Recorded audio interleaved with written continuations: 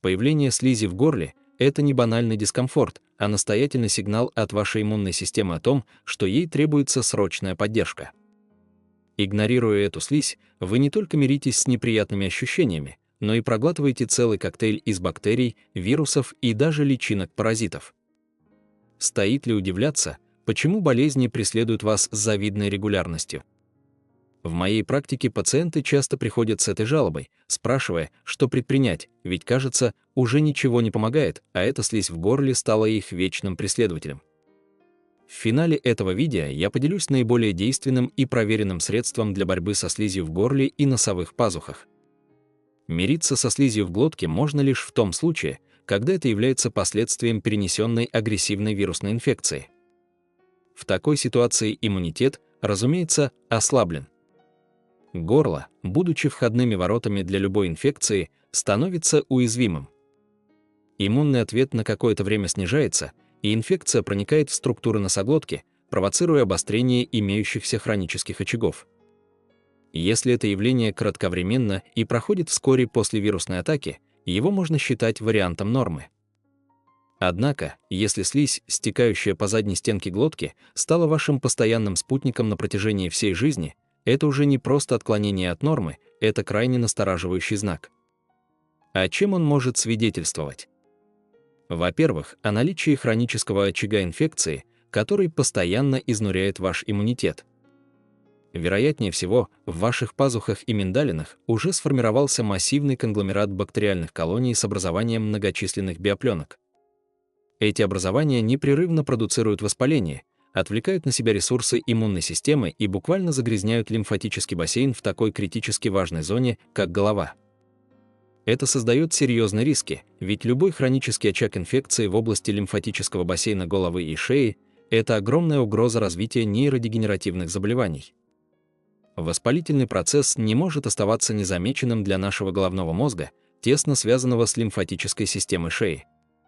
Поэтому, если вы спокойно относитесь к гниющим зубам, постоянно стекающей из пазух слизи и гнойным пробкам в миндалинах, вы с высокой вероятностью столкнетесь с риском нейродегенеративных заболеваний, которые с каждым годом молодеют, таких как деменция или болезнь Паркинсона.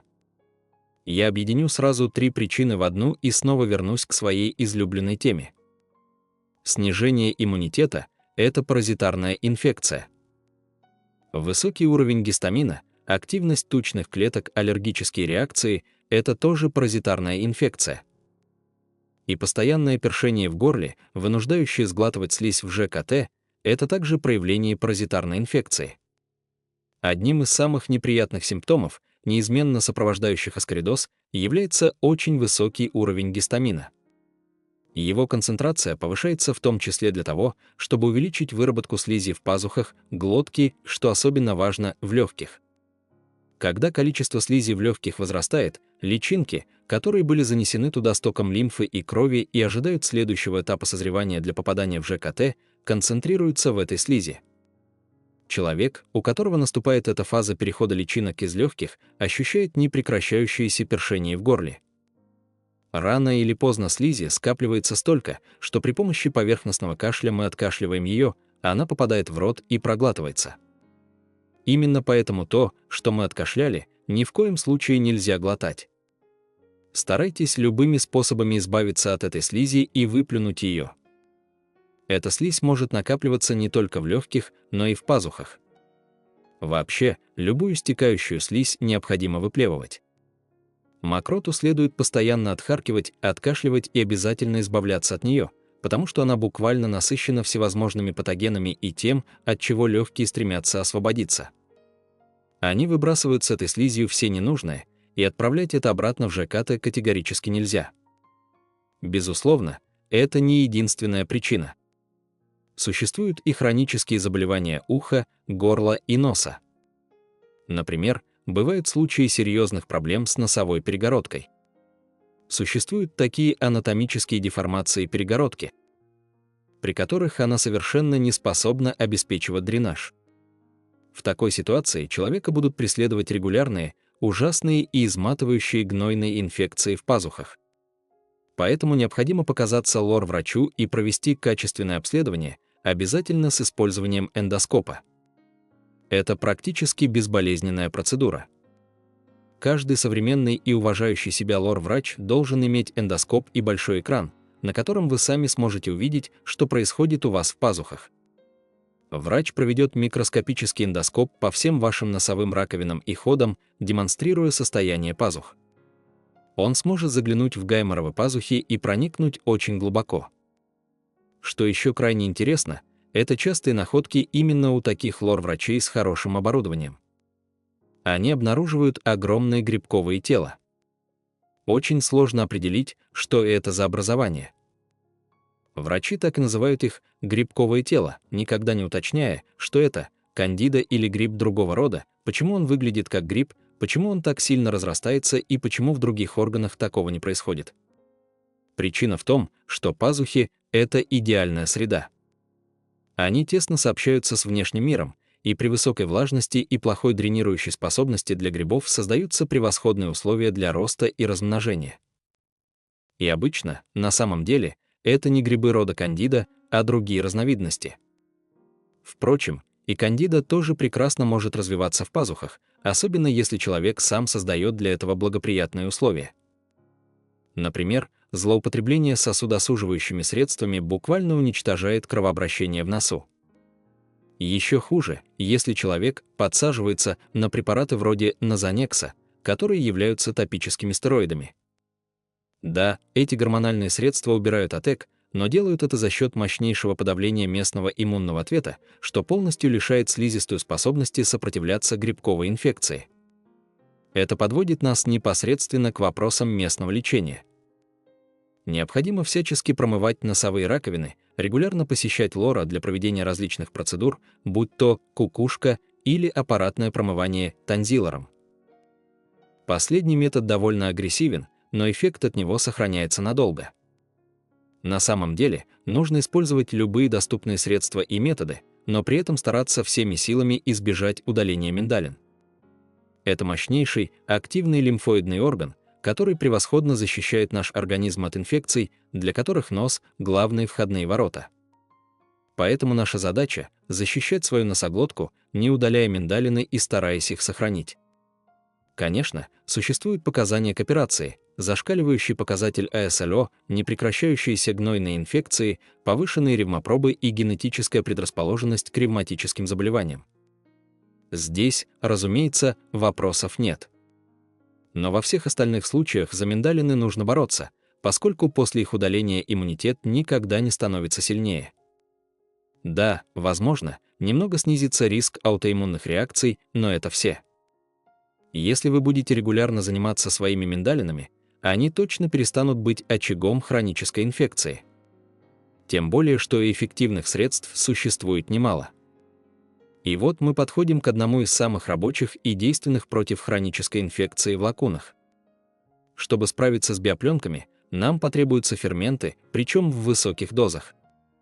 Серапептаза у нас представлена в вабензиме, где есть комбинация нескольких ферментов, но его огромный минус – малые дозы, из-за которых приходится пить по 10, 20, а то и 30 таблеток в день. Гораздо лучше найти чистую серапептазу и заказать ее через посредников. Однако есть и отличная альтернатива – настойка восковой моли. Сейчас ее начали выпускать в капсулах. Я пока не смогла оценить качество именно капсулированной формы, но предпочла бы именно ее, чтобы ни в коем случае не пить эту настойку с червячками. При этом у нее мощнейшие эффекты против биопленок. Далее, полоскание ротовой полости. Этот метод помогает справиться не только с проблемами в лакунах миндалин, но и с биопленками, которые формируются на зубах. Для этого можно использовать кокосовое масло, оно отлично санирует и избавляет от биопленок за счет немалого содержания лауриновой кислоты. Подойдет и кунжутное масло. В принципе, можно использовать даже любое самое простое масло. Оно помогает избавиться от большого количества бактериального налета благодаря жирорастворимому эффекту, в отличие от полоскания спиртом или антисептиками. Масло способно удалить гораздо большее количество бактерий и патогенов. Далее идут гомеопатические средства, лимфомиазот и синупред. Несмотря на гомеопатические дозировки, это реально рабочие препараты. Также существуют свечи с АСД, которые сейчас представлены у Without, а скоро появится и АСД в каплях для закапывания в нос. И, конечно, не могу не упомянуть наш опыт массового применения свечей с АСД при лечении агрессивного вирусного, в том числе ковидного, насморка. Мы закапывали содержимое свечей прямо в нос. Во-первых, это невероятно круто помогает, такой насморк можно вылечить за 2-4 применения, особенно если фракция не разбавленная, как в моих свечах. И тут начало происходить интересное. Из пазух стали выходить не только грибковые тела, но и структуры, очень похожие на каких-то нематод, то есть червей. Я бы не сказала, что там живут паразиты кишечной группы, но по мере накопления опыта, а я видела множество таких видео, где после промывания отчетливо видна внутренняя кишечная трубка, а не просто ошметок слизи, было собрано достаточно данных, чтобы предположить существование организмов паразитарного генеза. По своему строению они представляют собой нечто среднее между грибами и паразитами. В биологии их принято называть слизевиками. Именно на них выделяемые структуры были больше всего похожи и по структуре, и внешне. Характерно, что при активном антипаразитарном лечении они начинают массивно выходить из пазух носа. Также мы используем виферон, но важно уточнить, не грипферон и не мазь виферон, которые содержат очень малое количество интерферона. Нам нужны именно свечи виферон с дозировкой от 3 миллионов. Их необходимо закладывать глубоко, можно сказать, смазывать ими миндалины. Для этого свечу можно растворить до пастообразного состояния и тщательно обработать поверхность миндалин.